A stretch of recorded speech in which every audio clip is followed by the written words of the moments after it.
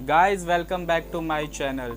Guys अब तक हम लोगों ने पाइथन प्रोजेक्ट के इस सीरीज़ में ये देखा कि किस तरह से हम लोग पाइथन को यूज़ करके इंडियन फ्लैग बना सकते हैं, किस तरह से हम लोग पाइथन को यूज़ करके एमएंगस कैरेक्टर को ड्रॉ कर सकते हैं। गाइज़ आज के इस वीडियो में हम लोग ये देखने वाले हैं कि किस तरह से पाइथन को यूज़ करके हम लोग डोरेमोन कैरेक्टर को ड्रॉ कर सकते हैं।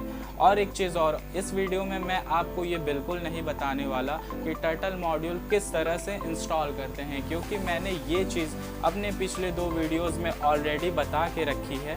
अगर आपने वो वीडियोस को अभी तक नहीं देखी है तो नीचे मैं डिस्क्रिप्शन बॉक्स में आपको उन दोनों वीडियोस की लिंक को दे दूँगा। आप सिंपली जाएं, वहाँ देखें, फिर आपको कोई भी दिक्कत नहीं आने वाली है कि टर्टल मॉड्यूल क्या होता है, उसे किस तरह से इंस्टॉल करते हैं।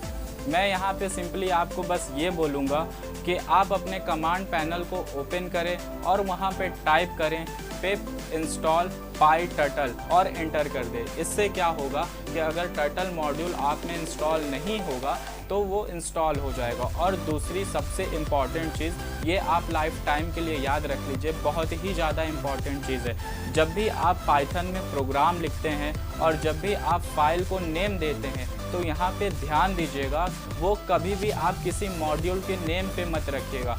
उससे क्या होता है कि आपके प्रोग्राम में कभी कभी दिक्कतें आ सकती हैं। तो इस चीज़ पे आप ध्यान दीजिएगा कि आपको पाइथन फाइल का नेम कभी भी किसी पाइथन मॉड्यूल के नेम पे नहीं रखना है। और दूसरी इंपॉर्टेंट चीज़ वो क्या, .py लगाना कभी भी ना भूलिए। आप किसी भी IDE में प्रोग्राम को लिख रहे हैं तो .py ज़रूर लगाइए पाइथन नेम के बाद। उससे क्या होता है कि आपका IDE जो है वो ये बात समझ जाता है कि आप कौन से लैंग्वेज में प्रोग्राम को लिखने वाले हैं।